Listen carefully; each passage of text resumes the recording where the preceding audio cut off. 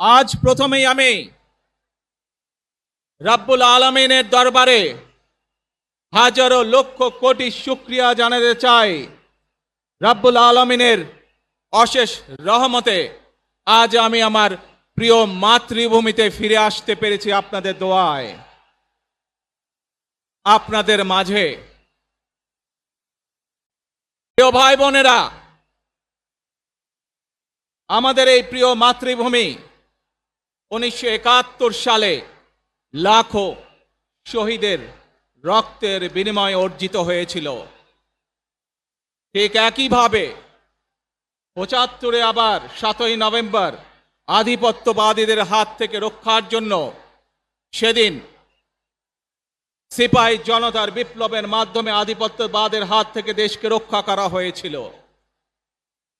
একইভাবে পরবর্তীতে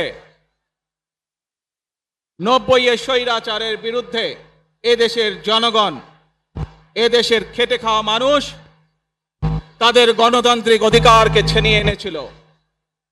কিন্তু তারপরেও ষড়যন্ত্রকারীদের ষড়যন্ত্র থেমে থাকেনি।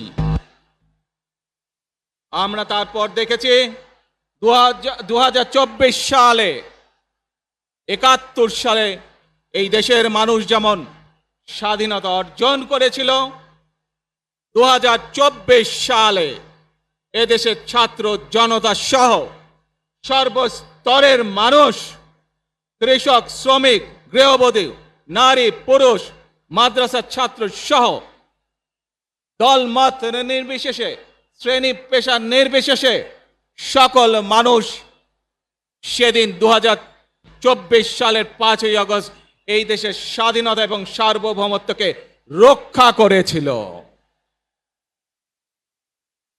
প্রিয় ভাই বোনেরা, আজ বাংলাদেশের মানুষ কথা বলার অধিকার ফিরে পেতে চায়। তারা তাদের গণতান্ত্রিক অধিকার ফিরে পেতে চায়। বাংলাদেশের মানুষ চায় তারা তাদের যোগ্যতা অনুযায়ী ন্যায্য অধিকার পাবে। প্রিয় ভাই বোনেরা, আজ আমাদের সময় এসেছে সকলে মিলে দেশ গড়ার। এই দেশে যেমন পাহাড়ের মানুষ আছে, এই দেশে একইভাবে সমতলের মানুষ আছে। এই দেশে মুসলমান, বৌদ্ধ, খ্রিস্টান, হিন্দু সহ বিভিন্ন ধর্মের মানুষ বসবাস করে। আমরা চাই সকলে মিলে এমন একটি বাংলাদেশ গড়ে তুলব আমরা, যেই বাংলাদেশের স্বপ্ন একজন মা দেখেন, অর্থাৎ একটি নিরাপদ বাংলাদেশ আমরা গড়ে তুলতে চাই। যে বাংলাদেশে একজন নারী, একজন পুরুষ, একজন শিশু যেই হোক না কেন নিরাপদে ঘর থেকে বের হলে নিরাপদে ইনশাআল্লাহ ঘরে আবার ফিরে আসতে পারে। প্রিয় ভাই বোনেরা, এই দেশের জনসংখ্যার অর্ধেক নারী, 4 কোটিরও বেশি তরুণ প্রজন্মের সদস্য, 5 কোটির মতন শিশু, 40 লক্ষের মতন প্রতিবন্ধী মানুষ রয়েছেন, কয়েক কোটি কৃষক, শ্রমিক রয়েছেন। এই মানুষগুলোর একটি প্রত্যাশা আছে এই রাষ্ট্রের কাছে, এই মানুষগুলোর একটি আকাঙ্ক্ষা আছে এই দেশের কাছে। আজ আমরা সকলে যদি ঐক্যবদ্ধ হই, আজ আমরা যদি সকলে প্রতিজ্ঞাবদ্ধ হই, তাহলে আমরা এই লক্ষ কোটি মানুষের সেই প্রত্যাশাগুলো পূরণ করতে পারি ইনশাআল্লাহ। প্রিয় ভাই বোনেরা,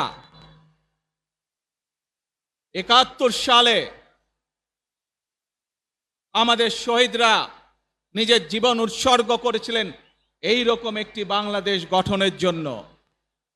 বিগত 15 বছর স্বৈরাচারের বিরুদ্ধে শত শত হাজারো গুম খুনের শিকার হয়েছে শুধু রাজনৈতিক দলের সদস্য নয়, নিরীহ মানুষের প্রতিবাদ করতে গিয়ে অত্যাচার নির্যাতনের শিকার হয়েছে।